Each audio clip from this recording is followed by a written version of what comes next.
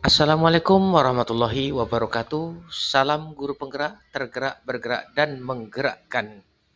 Izinkan pada kesempatan ini saya ingin menyampaikan tugas pendampingan individu yang kelima. Saya calon guru penggerak angkatan 10, utusan dari SD Negeri 067978 Medan Helvetia. Saudaraku semua, pada kesempatan ini urutan aksi nyata yang ingin saya tampilkan. Pertama, percakapan pra-observasi antara saya Nurdin dengan Ibu Nurhayati Hasibuan. Yang kedua, observasi pembelajaran yang dilakukan oleh Ibu Nurhayati Hasibuan. Yang ketiga, percakapan pasca observasi kelas. Dan yang keempat, rencana pengembangan diri.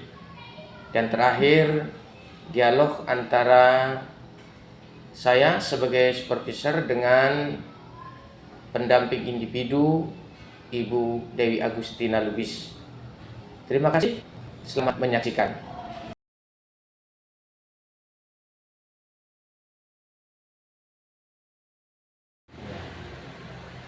Assalamualaikum warahmatullahi wabarakatuh, Ibu. Ya, sehat Ibu hari ini. Jadi aktivitas rumah, sekolah, nyaman lebih insya Allah ya. Semoga pembelajaran bisa berjalan di ya, Ibu, pada hari ini saya mau sedikit minta izin waktu lah ya tentang percakapan observasi kelas. Bisa kira-kira Bu ya, insya Allah. Tenang ya Bu ya, nanti ya, jangan beban ya Bu ya. Jadi ini saya mau nanya identitas dulu ya. Jadi hari ini hari Sabtu tanggal 14 September 2004 ya Bu ya. Di SD 067978 Medan Helvetia ya, kelas 6. Pada pembelajaran PPKN ya Bu ya. Alhamdulillah ini langsung sama Ibu Nur Hayati Hasibuan SPD. Alhamdulillah pada saat observasi ini saya ingin sedikit bertanya, kira-kira dari pelajaran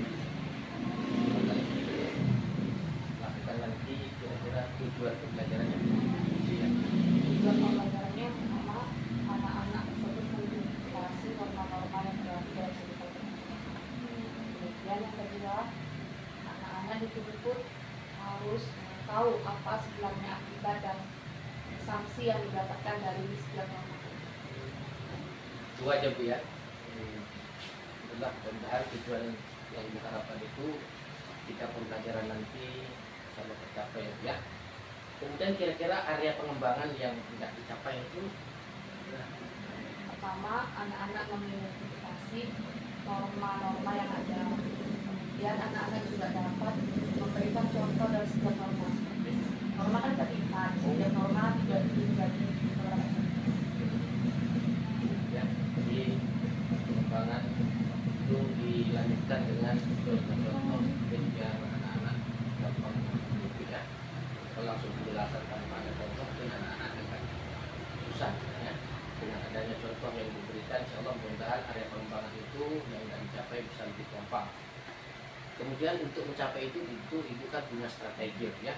Kira-kira strategi yang sudah dipersiapkan itu pertama menyusun perangkat pembelajaran seperti belajar. Setelah itu ada FKPJ-nya yang akan diberikan siswa di dalam kelompok. Ini kan dalam kelompok, nanti setiap anak-anak dalam kelompok itu maju ke depan untuk mengerjakan hal tersebut.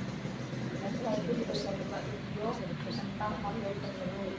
Jadi bukan hanya nulis, bukan hanya ya. Strategi yang saya persiapkan yang pertama menyiapkan modul ajar seperti media pembelajaran, kemudian LPP-nya. Setelah itu diberikan LKPD, bahan mereka untuk mengerjakan latihan dari materi yang saya bawakan. Kemudian di dalam PowerPoint itu dibuat video pembelajaran yang berkaitan dengan norma sehingga anak-anak langsung dapat memahami apa sebenarnya contoh norma agama, contoh-contoh norma.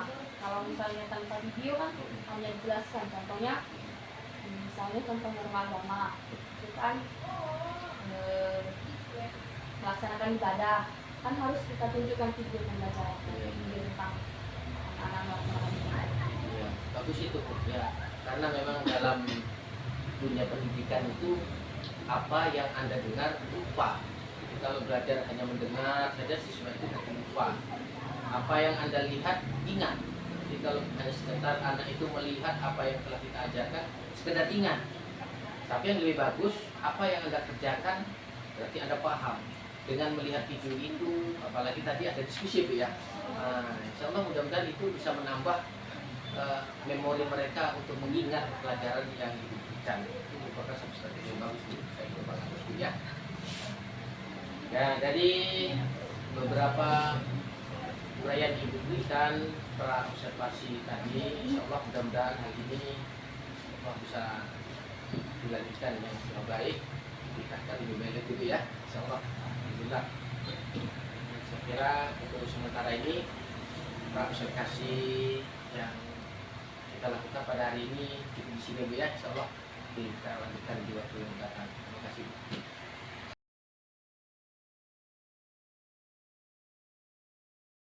Selamat pagi semuanya.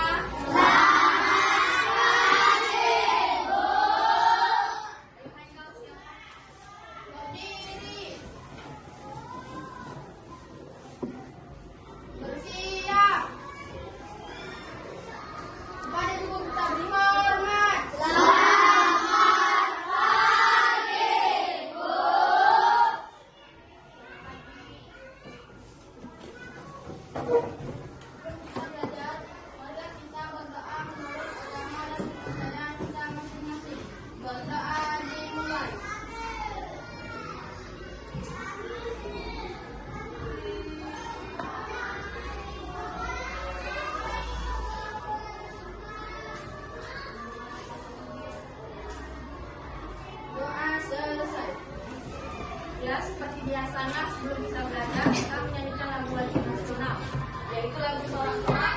Kita semua nyanyi ya, buka ordernya.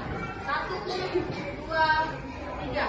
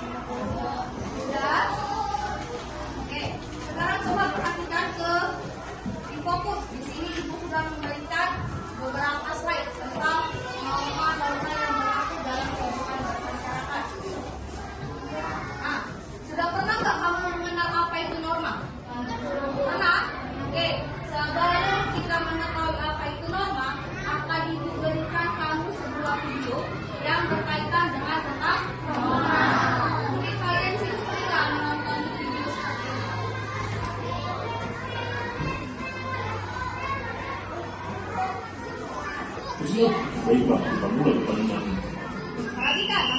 Ayo maju. Ini bagi kaca, ambil. Oh betul, serahkan padaku. Masalah gampang ini mah.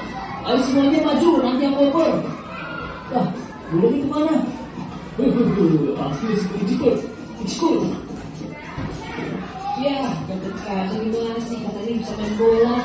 Makan kecil. Oke, Mister. Kita akan kebiasaan kok. Muncul. Betul. Cool. Soal selebrasi. Betul. Ya, gol banget itu. Bandel, Bang. Oh, sudah jelas. Meksiko. Ayo kita bergol 1-10 lagi. Soalnya Muslim masih dulu. Iya, Bang, tuh. Kemarin habis itu, pas tadi gak bareng. Dia mengambil berapa kue sebenarnya? Tetapi yang tetapi yang sampaikan kepada si penjual berapa? Itu dia bagaimana? Berbohong. Sehingga dia mengatakan sebagai mencuri. Tetapi ketika gurunya kemarin pernah menjelaskan tentang pelajaran norma kesusilaan, teringat dia, tertutup hatinya. Apa kata gurunya?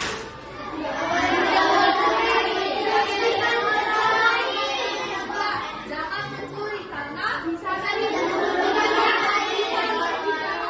Siapa yang merugikannya? Dan diri sendiri. Kalau penjualan, bagaimana yang merugikannya? Rugi. Ya benar, dia rugi kan? Kenapa? Karena dia mau memberikan uang itu untuk anaknya kan, supaya anaknya bisa makan. Kemudian diri kamu juga bisa rugi. Kenapa? Berdosa. Kemudian hatimu nggak tenang. Pasti ada rasa aku tadi mencuri. Nah, pasti ada rasa bersalah. Nah, itulah dia norma kesusilaan. Jadi contohnya jangan mencuri. Paham sampai sini? Kita lanjut lagi. Nah, di sini juga ada selain mencuri tadi, bisa kamu lihat contohnya. Apa lagi? Ya, tidak peduli pada penderitaan orang lain. Apa maksudnya tidak peduli pada penderitaan orang lain? Ayo, kuat dulu. Dia membiarkan orang lain terluka. Misalnya, temanmu jatuh di lapangan, ya? Kamu biarkan. Padahal kamu lihat, seharusnya bisa kamu tolong, kamu bawa ke UKS. Nah, kan nanti kan dibantu sama guru kan yang ada di situ. Kemudian juga tidak sombong atau angkuh, itu juga salah satu termasuk norma kesusilaan. Selanjutnya norma kesopanan. Ya, norma kesopanan. Apa katanya di situ?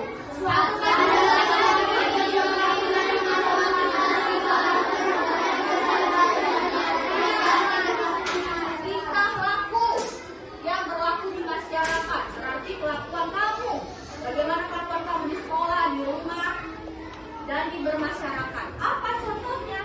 Coba lihat videonya.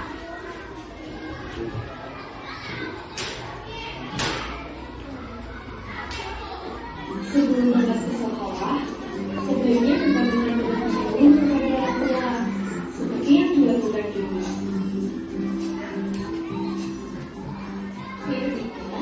Ketika menjadi orang tua, dan ketika berwisata, lebih kita dilakukan Oke, itu contoh dari norma kesopanan. Yang pertama tadi apa? Orang tua di sekolah. Tadi siapa yang menyalahkan orang tuanya? Oke, semua ya. Nah, jadi itu salah satu hal yang harus kalian lakukan. Kenapa menyalahkan orang tuanya? Ayo, kenapa? Buat kan? Ya, ketika kamu menyalam orang tuamu, pasti orang tuamu mendoakan. Agar apa? Agar kamu bisa menerima pelajaran kan? Dari pagi sampai kamu pulang selamat, sampai kembali ke rumah. Jadi itu terus dilakukan. Jangan hari ini aja kamu menyalam orang tuamu. Setiap hari ketika kamu kemanapun. Itu yang pertama tadi contohnya. Kemudian dari video itu apa lagi? Bukan menyapa guru saja, tetapi menyapa orang yang lebih tua darimu. Misalnya ada guru lewat di situ, bukan guru kelasmu, guru kelas lain, tetap kamu sapa. Selamat pagi Bu. Nah, kemudian ada yang orang tua yang kamu kenal, Bu. Jangan langsung nosor aja. Kemudian kalau ada guru jalannya agak menundukkan, itu cara kita menghargai orang yang di bawah, orang yang berada di atas. Paham sampai sini?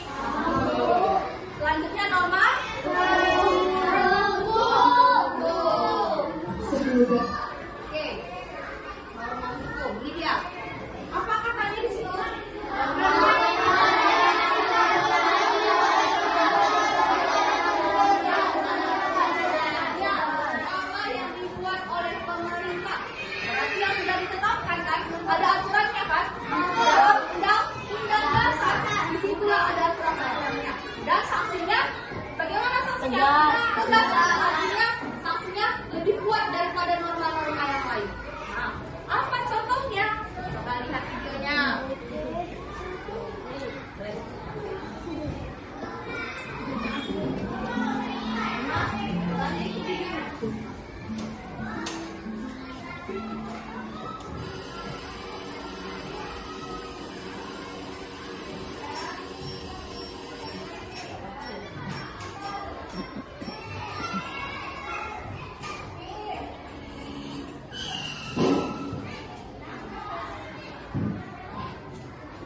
Menimbalah berbatas.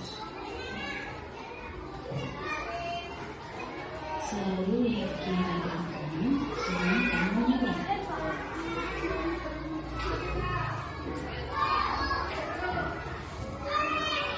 Berjalanlah di sebelah kiri demi kenyamanan pengguna jalan lainnya.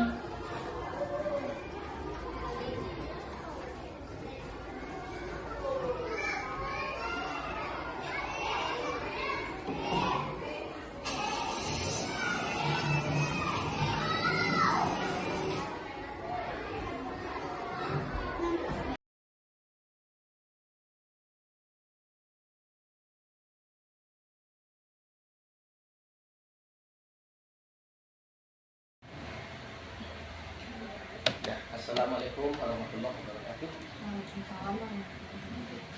Alhamdulillah, ya, saya sudah menyaksikan observasi yang sudah alhamdulillah, mudah-mudahan pembelajaran yang sudah dilakukan tadi itu hal yang baik sesuai dengan praobservasi yang kita lakukan ya. Dari pembelajaran itu saya ingin melihat apa kira-kira refleksi dari pembelajaran itu. Refleksi yang telah saya dapat setelah observasi pada diri saya yaitu tumbuh perasaan semangat lagi dalam belajar. Jadi muncul semangat hidup Bu ya. Alhamdulillah, mudah-mudahan seperti itu. Kemudian kira-kira menurut pengamatan Ibu siswanya bagaimana? Ada nggak tingkat aktif ya? Alhamdulillah. Dengan melaksanakan kelompok mereka lebih aktif. Berarti lebih semangat anak-anak itu ketika belajar melalui kerja kelompok ya. Kemudian dari pembelajaran tadi kira-kira topik percakapan dan catatan yang bisa diuraikan dijelaskan. Itu dengan menggunakan kompetensi pembelajaran yang lebih lanjut. Maksudnya kemarin kan menggunakan video, ini media pembelajarannya lebih naik, ini kalau misalnya ada video pembelajaran. Jadi medianya ditambah ya Bu ya. Ya. Dan seperti itu peluang siswa itu ada peningkatan dalam proses pembelajaran, insya Allah bisa lebih baik lagi ya. Apalagi kalau bisa nanti itu diterapkan di dunia nyata ya.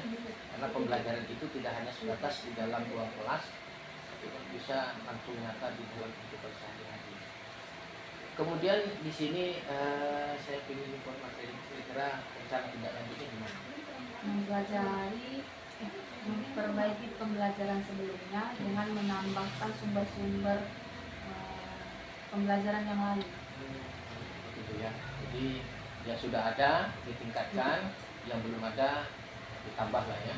Kombinasi ditingkatkan biar pembelajaran ke depan bisa lebih baik gitu ya. Allah mudah-mudahan niat baik Ibu ya, itu merupakan harapan-harapan yang bagus yang perlu diterapkan ke depan.